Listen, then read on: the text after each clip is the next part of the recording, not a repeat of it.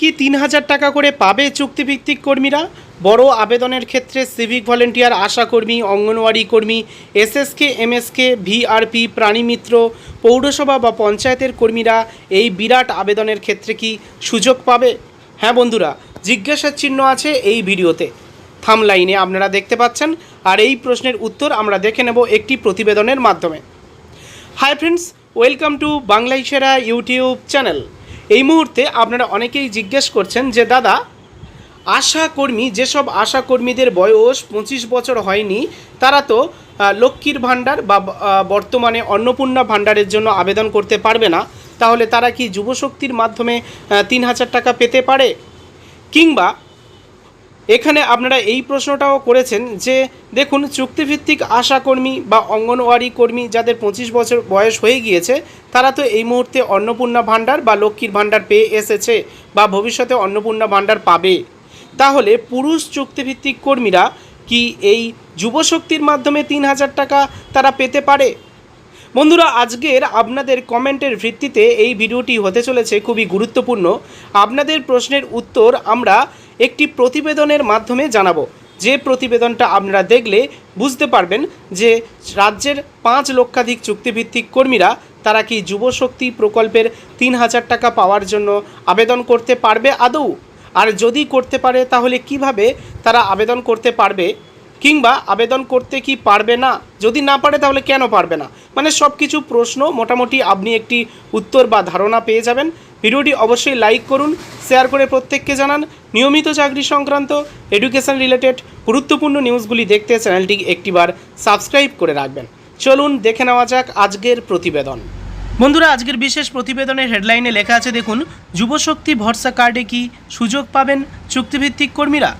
ডিটেলসে এখানে জানানো হচ্ছে, বর্তমানে রাজ্যে সবথেকে আলোচিত সামাজিক প্রকল্পগুলির মধ্যে অন্যতম হয়ে উঠেছে যুবশক্তি ভরসা কার্ড।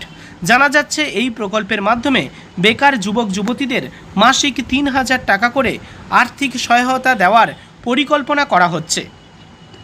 আর এই ঘোষণার পর থেকেই রাজ্যের বহু চুক্তিভিত্তিক কর্মীদের মধ্যে শুরু হয়েছে নতুন আলোচনা, নতুন আশা, একই সঙ্গে নতুন প্রশ্ন।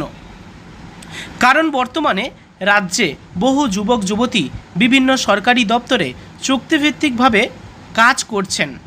কেউ সিভিক ভলেন্টিয়ারের কাজ করছেন, কেউ আশাকর্মী, কেউ অঙ্গনওয়াড়ি কর্মী, এসএসকে, এমএসকে, ভিআরপি, প্রাণীমিত্র, কেউ পিএইচই দপ্তরে কাজ করে, কেউ ডিজাস্টার ম্যানেজমেন্টে সিভিল ডিফেন্সে কাজ করে, কেউ আবার ফায়ারে চুক্তিভিত্তিকের কাজ করে, আবার কেউ পৌরসভা কিংবা পঞ্চায়েতের অধীনে চুক্তিভিত্তিক কাজ করছেন। কিন্তু বাস্তব চিত্রটা হলো, এই সব চুক্তিভিত্তিক কর্মীদের অধিকাংশের বেতন অত্যন্ত কম, কারো 5,000, আবার কারো 7,000, আবার কারো 10,000 টাকার মতো সামান্য বেতন। বর্তমান বাজার দরে এই টাকায় সংসার চালানো সত্যি অত্যন্ত কঠিন। আর সেই কারণে বহু চুক্তিভিত্তিক কর্মী চাইছেন সরকার যেন যুবশক্তি ভরসা কার্ড প্রকল্পে তাদেরও আবেদন করার সুযোগ দেয়। তাদের বক্তব্য, আমাদের চাকরি স্থায়ী নয়, ভবিষ্যতের নিশ্চয়তা নেই, অত্যন্ত কম বেতনে কাজ করতে হয়, তাই অতিরিক্ত ৩,০০০ টাকা সহায়তা বা সাহায্য পেলে সংসার চালাতে অনেকটাই সুবিধা হবে। একজন কর্মী যদি মাসে অতিরিক্ত ৩,০০০ টাকা পান, সেই টাকা দিয়ে কেউ সন্তানের পড়াশোনার খরচ চালাতে পারবেন, কেউ বৃদ্ধ বাবা মায়ের ঔষধ কিনে দিতে পারবেন, আবার কেউ সংসারের নিত্য প্রয়োজনীয় খরচ সামলাতে পারবেন।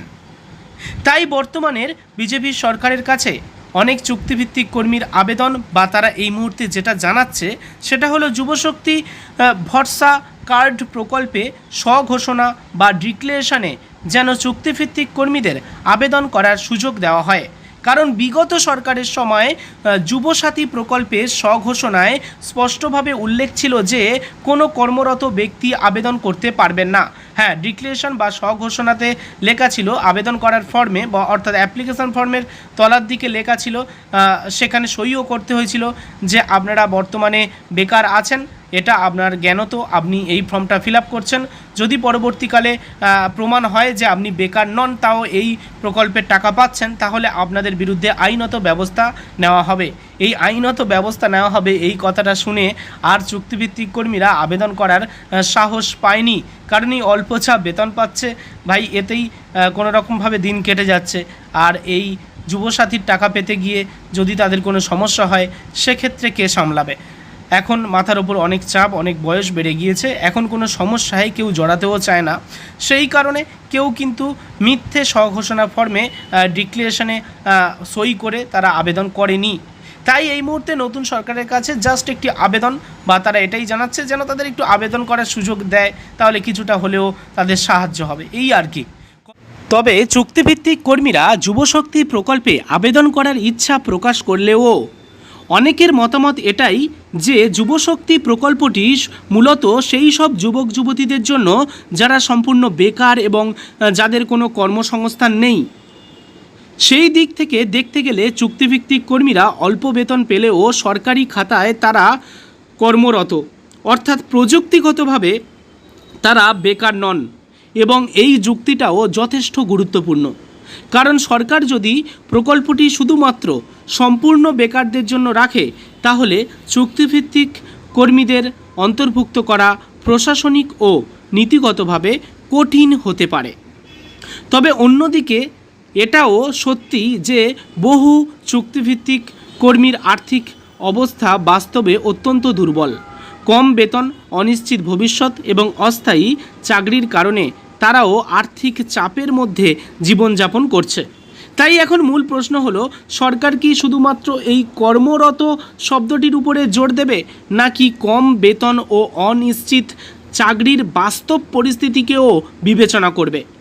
বর্তমান সরকার বিভিন্ন সামাজিক প্রকল্পে স্বচ্ছতা ও বাস্তব পরিস্থিতির উপরে গুরুত্ব দিচ্ছে। তাই অনেকেই আশা করছেন যে সরকার হয়তো ভবিষ্যতে এই বিষয়ে বিচার বিবেচনা করে দেখতে পারে, অথবা চুক্তিভিত্তিক কর্মীদের জন্য আলাদা কোনো সহায়তা আনতে পারে। তবে এই মুহূর্তে সরকারিভাবে এখনও পর্যন্ত কোনো চূড়ান্ত ঘোষণা হয়নি। তাই যুবশক্তি ভরসা কার্ডের নিয়ম, যোগ্যতা ও আবেদন সংক্রান্ত সরকারি বিজ্ঞপ্তির দিকে এখন নজর রয়েছে সকলের। এখন দেখার বিষয় সরকার ভবিষ্যতে কি সিদ্ধান্ত নেয় এবং চুক্তিভিত্তিক কর্মীদের এই আবেদন কতটা গুরুত্ব পায়। আপনাদের মতামত কি? চুক্তিভিত্তিক কর্মীদের কি যুবশক্তি ভরসা কার্ডে আবেদন করার সুযোগ দেওয়া উচিত, নাকি সুযোগ দেওয়া উচিত নয়?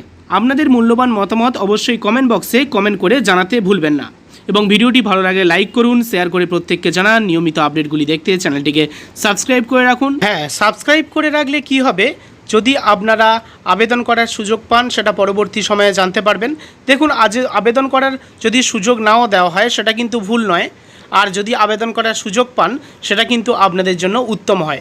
এই হলো ব্যাপার। তো অফিসিয়াল বিজ্ঞপ্তি প্রকাশ হলে, অ্যাপ্লিকেশন ফর্ম প্রকাশ হলে, আবেদন পদ্ধতি চালু হলে আমি আপনাদেরকে জানিয়ে দিতে পারবো যে আপনারা আদৌ আবেদন করতে পারবেন কি না অফিসিয়াল বিজ্ঞপ্তি অনুযায়ী। ক্লিয়ার? তো যাই হোক, আজকের মতো ভিডিওটি এখানেই শেষ করলাম। দেখা হবে পরবর্তী ভিডিওতে। ধন্যবাদ।